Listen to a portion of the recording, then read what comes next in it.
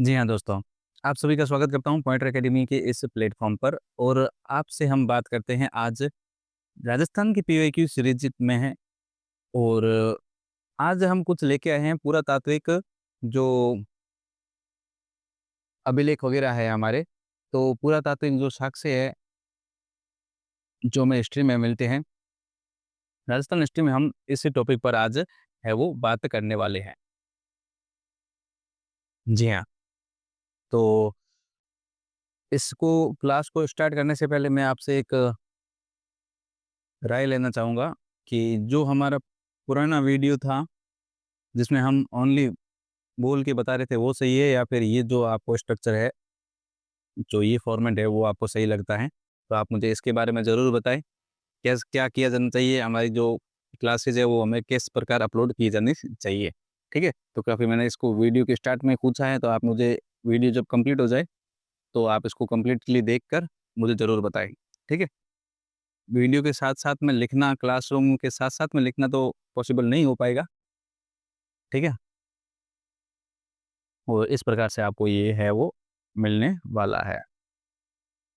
चलो तो दोस्तों, हम हमारा जो ये वीडियो है स्टार्ट करते हैं। स्ट्रक्चर के बारे में आप मुझे बता देना कैसे और किस प्रकार हमें आगे बने रहना है इस पॉइंटर अकेडमी के साथ। चलो आप सभी का स्वागत है पॉइंटर अकेडमी पर और अब हम स्टार्ट करते हैं हमारे इस क्लासरूम को।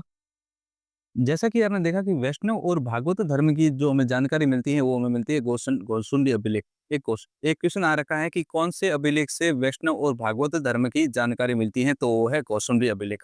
याद रखना गोसुंडी अभिलेख।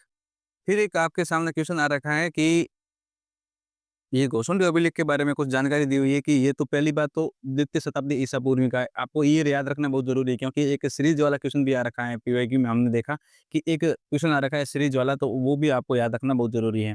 जी हाँ, द्वितीय शताब्दी ईसा पूर्व का है, संस्कृत भाषा में है, ब्राह्मी लिपि में है। आगे लगभग जितने भी हमें अभिलेख मिलने वाले हैं वो सभी के सभी संस्कृत भाषा में और ब्राह्मी लिपि में हैं। ठीक है? 1-2 को जो अपवाद है उनको छोड़ के सभी के सभी संस्कृत भाषा और ब्राह्मी लिपि में ही हमें देखने को मिलेंगे। और गोसुंडी अभिलेख द्वितीय शताब्दी ईसा पूर्व का है, चित्तौड़गढ़ से हमें मिलता है, संस्कृत भाषा में है, ब्राह्मी लिपि में है और डी.आर. भंडारकर ने इसे वो है पढ़ा था। डी.आर. भंडारकर के द्वारा यह पढ़ा गया था। उसके बाद हम देख लेते हैं कि कीर्ति स्तंभ प्रशस्ति, जिसमें कुंभा के बारे में जानकारी मिलती है। कुंभा की जो उपलब्धियाँ हैं, कुंभा के द्वारा जो ग्रंथ लिखे गए, उनकी जानकारी मिलती है हमें। ठीक है? उनका वर्णन मिलता है। कुंभा के द्वारा कुछ ग्रंथ लिखे गए, चंडी शतक, गीत गोविंद पर टीका और संगीत राज। चंडी शतक, गीत गोविंद पर टीका और संगीत राज, इनका हमें वो जानकारी मिलती है, वो मिलती है कीर्ति कीर्ति स्तंभ प्रशस्ति से। इसके बाद हम देख लेते हैं आगे, कीर्ति स्तंभ प्रशस्ति में और क्या बताया गया है, तो कुंभा की उपाधियों के बारे में बताया गया है। कुंभा की उपाधियाँ कौन-कौन सी? तो एक तो बताई गई अभिनव भट्टाचार्य, हिंदू सुल्तान और राय रायन, राणा रासो, चाप गुरु, हाल गुरु और दान गुरु, राजगुरु और शैल गुरु, ये सब बताए गए हैं कुंभा के बारे में। लेकिन आपको याद रखनी है पहली 2, हिंदू सुल्तान और अभिनव भट्टाचार्य वाली। आगे हम देख लेते हैं कीर्ति स्तंभ प्रशस्ति के बारे में। कीर्ति स्तंभ प्रशस्ति के बारे में जब हम देखते हैं, तो इसमें हम इसकी जो रचना करने वाले व्यक्ति थे, वो तो थे अत्रि भट्ट और महेश भट्ट। अत्रि भट्ट ने इसकी रचना कार्य स्टार्ट किया और उनकी मृत्यु के बाद में महेश भट्ट ने इनका जो रचना कार्य है उसको कंप्लीट किया। इसमें जो वंशावली मिलती है वो मेवाड़ के शासकों को मिलती है। मेवाड़ के बप्पा रावल से लेकर राणा हमीर तक की जो इसमें वंशावली है वो हमें मिलती है। आगे हम देखते हैं एक अभिलेख मिलता है चीरो अभिलेख, जो बड़गांव उदयपुर से मिलता है, 1273 ईस्वी का है। जैसे गोसुंडी अभिलेख दूसरी शताब्दी ईसा पूर्वी का है, ये है 1273 ईस्वी का, जो कि हमें संस्कृत भाषा में मिलता है। रत्नाकार कौन है, तो इसके रत्नप्रभ सूरी है और शिल्पी कौन है, वो है देलहना। रत्नप्रभ सूरी और शिल्पी कौन है, तो वो है देलहना। आगे हम देख लेते हैं कि मेवाड़ के गोहिल वंशों की इसमें जानकारी मिलती है। मेवाड़ के जो गोहिल शासक हुए उनकी जानकारी, जिनमें 3 नाम मिलते हैं, जैतर सिंह, तेज सिंह और समर सिंह। इनकी जानकारी है वो हमें मिलती है। जैतर सिंह, तेज सिंह और समर सिंह की जानकारी हमें वो मिलती है।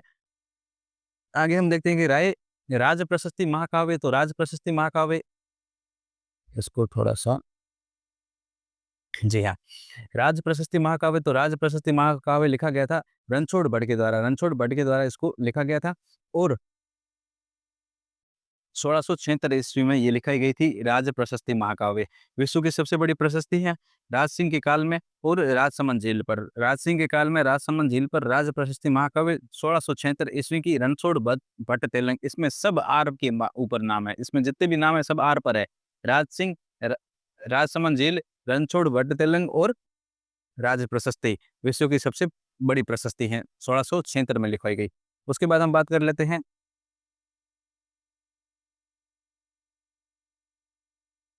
राज सिंह प्रशस्ति, जो कि नौ चौकीपाल पर है, संस्कृत भाषा में है। मेवाड़ के जो अमर सिंह शासक हुए थे, मेवाड़ के शासक जो अमर सिंह हुए, उनके द्वारा संधि की गई थी मुगलों के साथ में, और उसका वर्णन है वो हमें मिलता है इसमें राज सिंह प्रशस्ति में। राज सिंह प्रशस्ति के बारे में वापस देखते हैं तो राज सिंह प्रशस्ति 1676 ईस्वी में राज सिंह के समय राजसमंद झील के पास में जो नौ चौकीपाल है वहाँ पे और रणछोड़ भट्ट तेलंग लिखवाने वाले विश्व की सबसे बड़ी प्रशस्ति, और संस्कृत भाषा में, और अमर अमर सिंह और मेवाड़ के शासक अमर सिंह और मुगलों से मुगल संधि जो करते हैं उसकी जानकारी में मिलती है। बिजोलिया शिलालेख, बिजोलिया शिलालेख में बताया गया है कि चौहान जो थे वो थे वत्स गोत्रीय ब्राह्मण थे, वत्स गोत्रीय ब्राह्मण थे।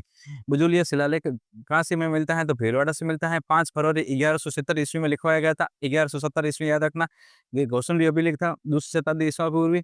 और जो राज सिंह प्रशस्ति थी वो थी 1676 ईस्वी में, और बिजोलिया अभिलेख है वो है 1170 में।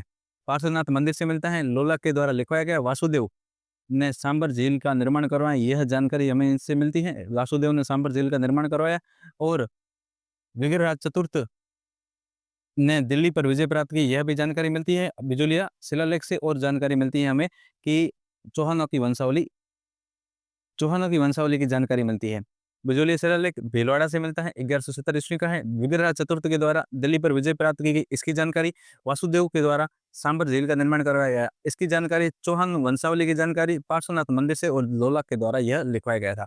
आगे हम देखते हैं कि बिजोलिया शिलालेख में और क्या था तो सोमेश्वर के समय लिखवाया गया था। रचिता कौन था तो गुणभद्र था। इसका जो रत्नाकार था वो था गुणभद्र, और सोमेश्वर उस समय, सोमेश्वर चौहान है वो उस समय शासक था, उस समय लिखा गया। बिजोलिया शिलालेख से कुछ जो नगर हैं उनके प्राचीन नाम मिलते हैं, जैसे जालोर का नाम जाबालीपुर, सांबर का नाम साकंबरी, और भीनमाल का नाम श्रीमाल, और बिजोलिया का नाम मिलता है विद्यवली, ठीक है। और मंडलकर मिलता है मांडल का नाम। मंडलकर किसका मिलता है? मांडल का नाम। बिजोलिया शिलालेख जो कि चौहानों की वंशावली बताता है। चौहानों का आदि पुरुष कौन था तो वासुदेव चौहान को बताया गया है बिजोलिया शिलालेख में, जिसने सांबर में चौहानों की जो चौहान शासन की स्थापना की थी। आगे हम देखते हैं कि आबू का अभिलेख है वो हमें मिलता है नेमिनाथ मंदिर से। आबू का अभिलेख मिलता है जिसका जो रत्नाकार है वो था सोमेश्वर देव या फिर शुभचंद्र। सोमेश्वर देव या फिर शुभचंद्र 1287 ईस्वी का ये लिखवाया गया है। जैसा कि गोसुंडी अभिलेख हमने देखा दूसरी शताब्दी ईसा पूर्वी का था, और राज सिंह प्रशस्ति 1676 की थी। और आबू अभिलेख हमें कब का मिलता है तो 1287 ईस्वी का मिलता है। परमार वंश की जानकारी मिलती है, वस्तुपाल और तेजपाल की वंशावली भी मिलती है यहाँ से परमार में, ठीक है। आगे हम देखते हैं कि एक सुरथो उत्सव एक काव्य लिखा गया था जिसके द्वारा रचित अभी थी शुभचंद्र या फिर सोमदेव, वही है जिसने यहाँ पे ये जो नेमिनाथ प्रशस्ति या फिर आबू प्रशस्ति है वो लिखवाई थी 1287 में। तो सुरथोत्सव काव्य भी उनके द्वारा ही लिखवाया गया था, याद रखना।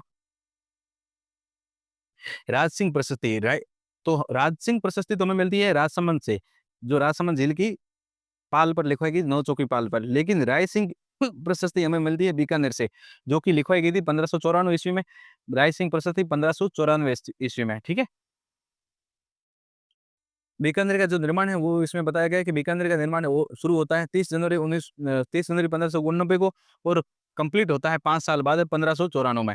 रचिता कौन था? जो राय सिंह प्रशस्ति इसका रचिता था जैता इसका रचिता था। और राय सिंह के काल में और करमचंद की देखरेख में बीकानेरी दुर्ग है वो या जूनागढ़ दुर्ग है उसको बनाया गया था लाल पत्थर से। लाल पत्थर का यूज होता है जूनागढ़ दुर्ग में। और किसके द्वारा बनाया गया तो राय सिंह के द्वारा। कब बनाया गया? 1589 से लेकर 1594 के बीच में। और पुरान 1594 यानी कि 1594 में ये कंप्लीट होता है। और करमचंद की देखरेख में, और बीकानेर के जो शासक थे उस समय थे राय सिंह। आगे हम बात करते हैं मंडोर के प्रतिहारों की जानकारी देने वाला अभिलेख कौन सा है तो घटियाला अभिलेख। घटियाला अभिलेख है या घटियाला शिलालेख है जो मंडोर के प्रतिहारों की जानकारी देता है। आगे हम बात करते हैं कि शिलालेख, जो घटियाला शिलालेख उसके बारे में बात करते हैं। घटियाला कहाँ से मिलता है? हमें जोधपुर से मिलता है। प्रतिहार नरेश कक्कू की कार्य देता है कि प्रतिहार नरेश कक्कू के द्वारा यह लिखवाया गया था।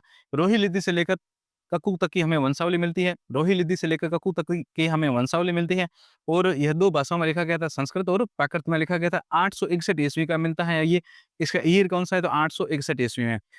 जैसे हमने पढ़ा भोसुंडी अभिलेख चित्तौड़गढ़ से मिलता है, वो है 2वीं शताब्दी ईसा पूर्व का। राज सिंह प्रशस्ति कब है? तो 1676 की है, ठीक है? और ये है 861 ईस्वी का, 861 ईस्वी का, 2 भाषाओं में, संस्कृत और प्राकृत में। और मग जाति ब्राह्मणों का भी इसमें उल्लेख मिलता है। मग जाति ब्राह्मण है, वे उनका भी इसमें उल्लेख मिलता है। आगे हम देखते हैं मोकरी यूप अभिलेख जो हमें कहाँ से मिलता है? बड़वा एक स्थान आता है कोटा में, बड़वा कोटा से मिलता है, मोकरी वंश की जानकारी देता है। 181 ईसा ईस्वी का ये अभिलेख है। इसमें अभिलेखों की संख्या कितनी? तो 3 है। आपको याद रखनी है इसमें अभिलेखों की संख्या कितनी है? वो है 3 है। आगे हम बात करते हैं बरनाला अभिलेख जो कि जयपुर में है। बरनाला अभिलेख जो कि कहाँ से मिलता है? जयपुर से मिलता है। राज सिंह इसमें जो राजस्थान में वैष्णव धर्म है वो उपस्थित था, इसके साक्ष्य मिलते हैं। बरनाला अभिलेख कहाँ से मिलता है? तो हमें जयपुर से मिलता है। राजस्थान में वैष्णव धर्म की उपस्थिति के साक्ष्य हमें यहाँ से मिलते हैं। आगे हम देख लेते हैं कि कुंभलगढ़ प्रशस्ति जो कि कवि महेश के द्वारा रचना की गई थी। रचनाकार थे कवि महेश या फिर वो वही महेश भट्ट है, वो जो राज सिंह प्रशस्ति लिखवाते हैं, महेश भट्ट। नहीं, महेश भट्ट ने राज सिंह प्रशस्ति नहीं लिखवाई थी, कीर्ति स्तंभ प्रशस्ति लिखवाई थी, ठीक है?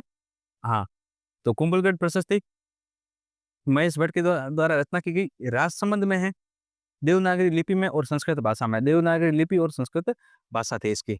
एकलिंग शिलालेख, एकलिंग शिलालेख है, वो भी महेश भट्ट के द्वारा, ठीक है? कीर्ति स्तंभ प्रशस्ति महेश भट्ट, कुंभलगढ़ महेश भट्ट, एकलिंग शिलालेख महेश भट्ट।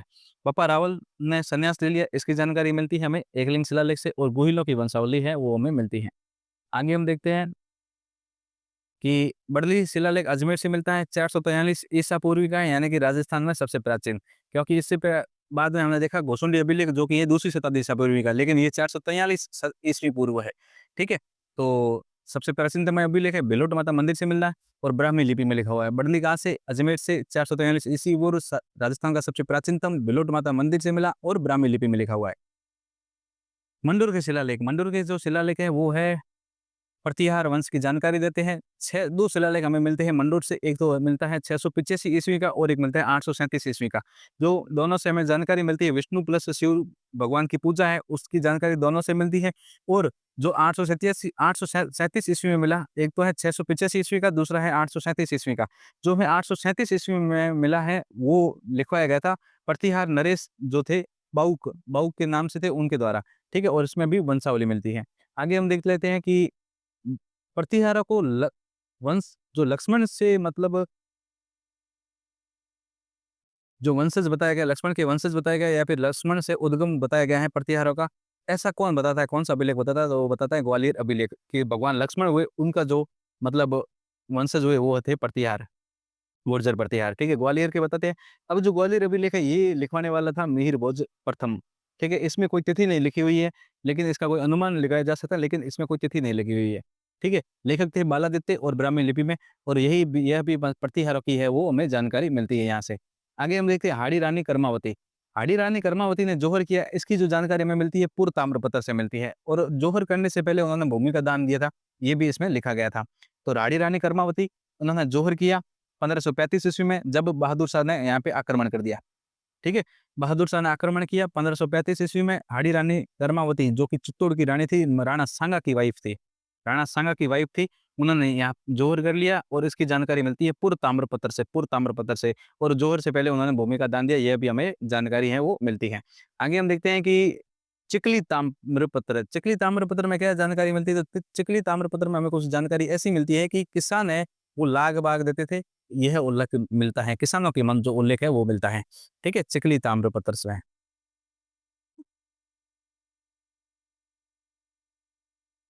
जी हाँ, अर्शनाथ प्रशस्ति कहाँ पे है? तो सीकर में है। अर्श पहाड़ी पर लिखवाई गई सीकर में। और बागड़, इसमें जो वागड़ है, इसमें वागड़ को कहा गया वारगट, वागड़ को क्या कहा गया? वारगट।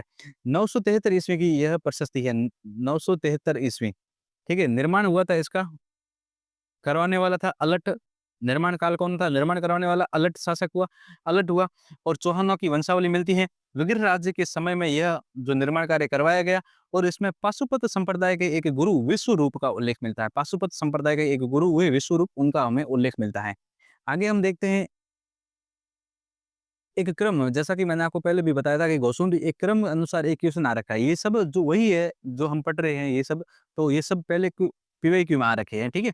तो गौसुंडी अभिलेख है वो द्वितीय शताब्दी ईसा पूर्वी का है। बुचकुला अभिलेख है 815 ईस्वी का है। बिजोलिया जो कि भीलवाड़ा से मिलता है 1170 में मिलता है। नेमिनाथ या फिर आबू प्रशस्ति जो हमने पढ़ी है 1230 की है। आगे हम देख लेते हैं ए, कि रसिया की छतरी हमें चित्तौड़गढ़ से मिलती है 1274 में। यहाँ पे रसिया की छतरी के पास में एक शिलालेख लिखवाया गया है। अब बेसिकली हम जो ये पढ़ रहे हैं, क्या आपको पता चला कि शिलालेख हो या अभिलेख होते क्या हैं? किसी भी प्रकार की अगर रचना कोई शासक के द्वारा करवाई जाती थी उस समय, तो फिर उस समय क्या किया जाता था कि शासक है वो रचना करवाने से पहले ना कुछ उसके पास में लिख लेते थे।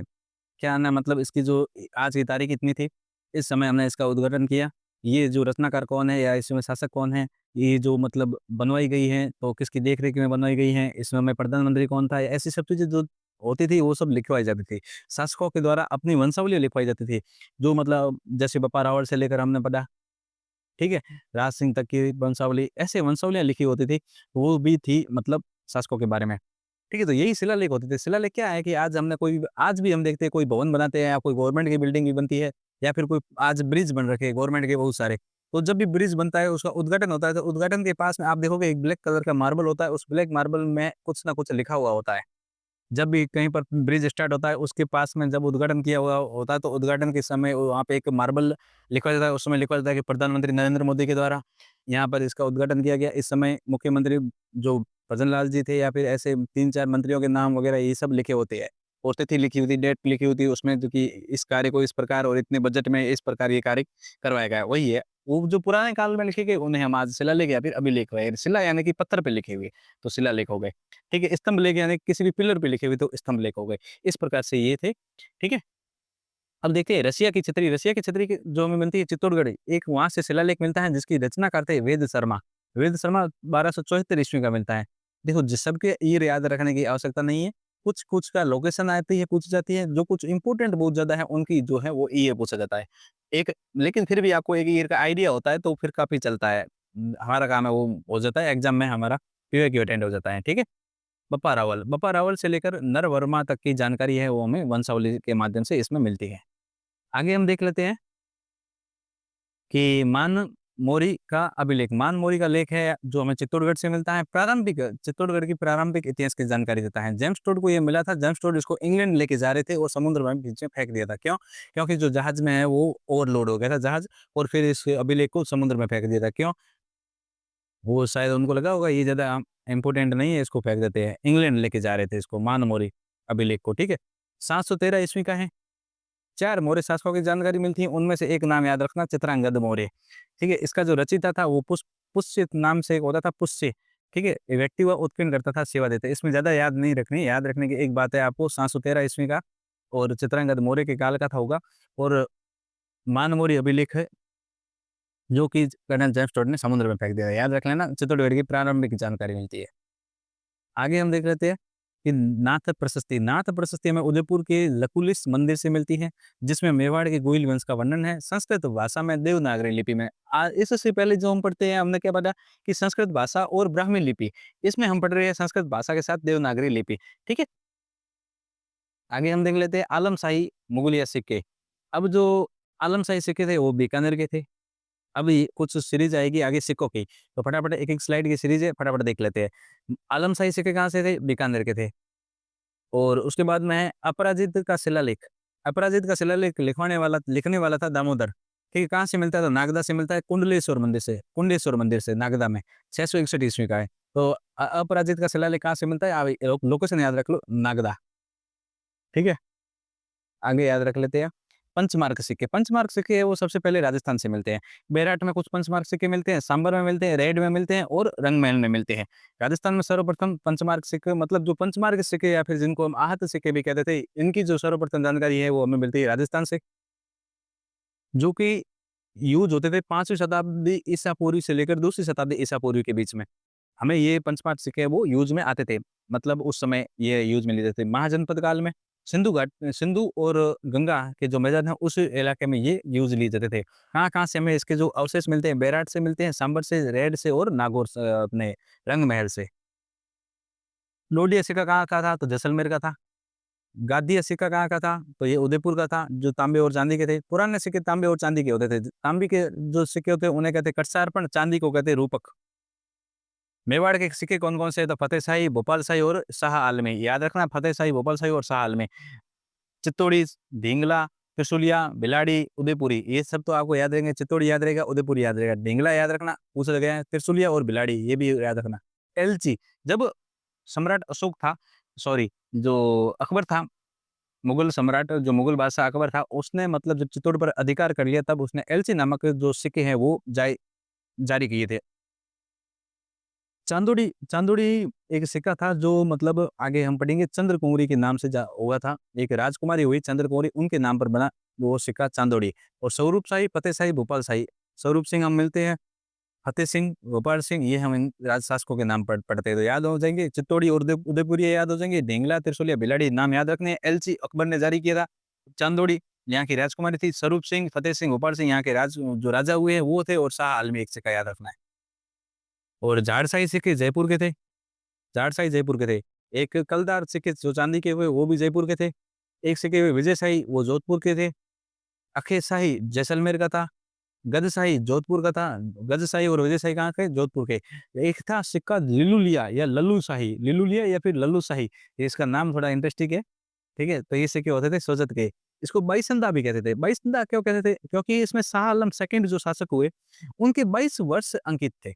राज्य का उनका 22वाँ वर्ष था ना, वो अंकित था कि वो उनके जो शासन को 22 वर्ष कंप्लीट हो गए, इसलिए ना फिर 22 संदा भी कहते थे, 22 इंदा, ठीक है? आगे हम देख लेते हैं। रावशाही सिक्के कहाँ के? अलवर के हुए रावशाही सिक्के। आगे विक्टोरिया एम्प्रेस किसने लिखवाया सिक्कों पर? तो गंगा सिंह, बीकानेर के शासक हुए गंगा सिंह, उन्होंने सिक्कों पर लिखवाया विक्टोरिया एम्प्रेस। आगे हम देख लेते हैं इसी कड़ी में कि जो चांदी का सिक्का होता है उसे कहते हैं द्रम या फिर रूपक और तांबे का होता है उसे कहते हैं करसारपण। करसारपण या द्रम या रूपक। ढींगला सिक्के होते थे, तांबे के होते थे, वो होते मेवाड़ के, हमने पहले पढ़ लिया। ढींगला, उदयपुरिया, चित्तौड़ी, ठीक है?